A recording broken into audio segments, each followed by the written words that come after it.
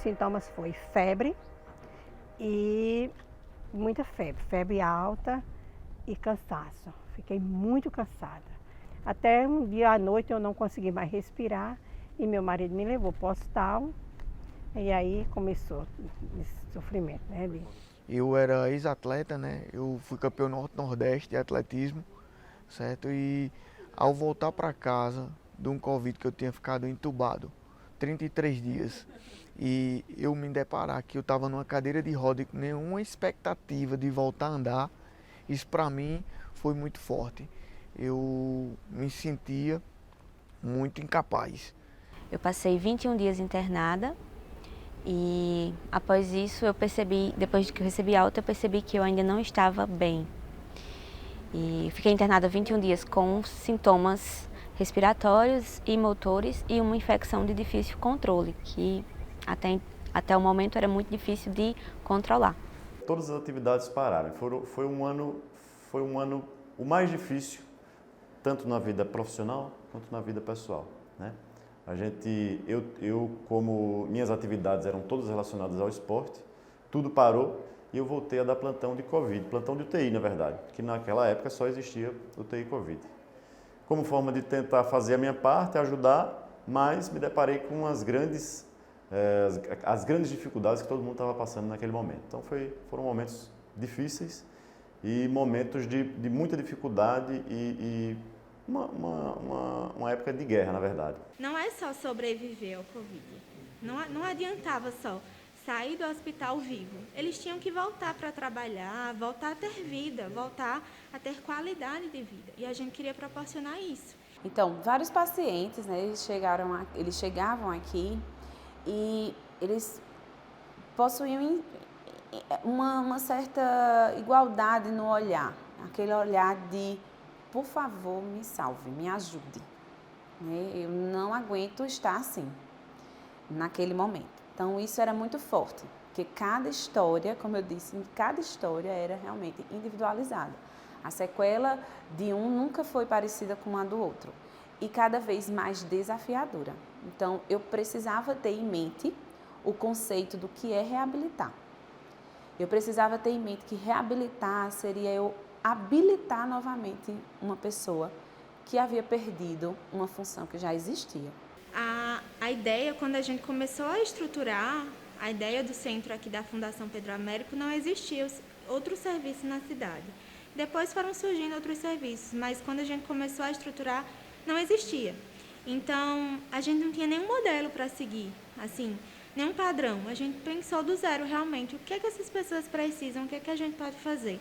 Como dar assistência até a nível emocional para eles, porque eles chegavam muito fragilizados e não só fisicamente, emocionalmente. E a gente tinha que acolher essas pessoas, entender o trauma de cada um, a história de cada um. Para muitos, a internação, o próprio Covid, perderam familiares, foi um momento do mundo muito trágico. E a gente se organizou, né, no sentido de trazer o que tivesse de melhor, né, em termos multiprofissionais. Então nos reunimos médicos, fisioterapeutas, educadores físicos para investigar o que estaria acontecendo e como poderíamos impactar ali naquelas vidas.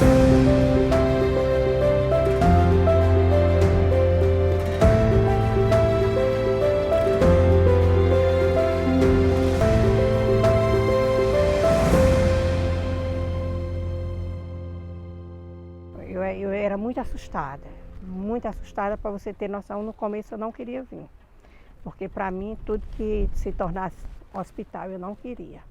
Mas graças a Deus vim e o primeiro processo foi fazer as fisioterapia. E aqui, como tem médico, né, o pneumologista, os fisioterapeutas, tudo isso, aí eu tive o acompanhamento de todos eles aqui. Eu sou fisioterapeuta. E essa minha formação, devido ao centro, como eu havia falado, é muito diferente. Porque, realmente, hoje eu consigo ver que existem patologias que englobam, como, por exemplo, o Covid, ele envolve o ser humano de uma forma geral. E a gente chegou a ver casos aqui impressionantes, onde a Covid não só prejudicava o pulmão daquele paciente, mas trazia questões psicológicas, trazia questões comportamentais, trazia alterações cardíacas, alterações pulmonares, alterações neurológicas. E às vezes eu chegava aqui sem conseguir respirar mesmo, eu tinha a sensação que não estava entrando o ar no meu pulmão. Depois do atendimento eu saía saltitante, feliz da vida, porque conseguia resolver a minha dor, sabe? Então só sucesso mesmo depois do atendimento. Eu chegava muito ruim e saía muito bem. Eu cheguei aqui com nenhuma expectativa de voltar a andar e hoje eu já consigo correr um pouco. Então é uma gratidão muito grande eu ver a minha evolução, se eu acreditar e os profissionais me fazerem acreditarem que realmente eu ia voltar para a sociedade reabilitado. É uma gratidão imensa.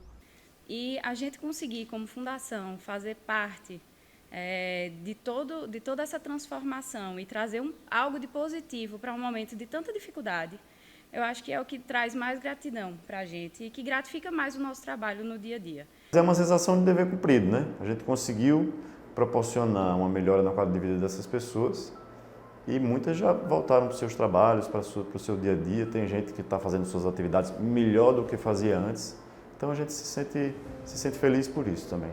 E o meu plano para o futuro é conseguir realmente eu chegar ao ápice, né, do tratamento e chegando a isso aí voltar a treinar novamente e voltar às pistas do jeito que tem de ser. Antigamente eu só entrava numa pista se fosse para ganhar, não era para competir. Então hoje eu já vou com um pensamento diferente.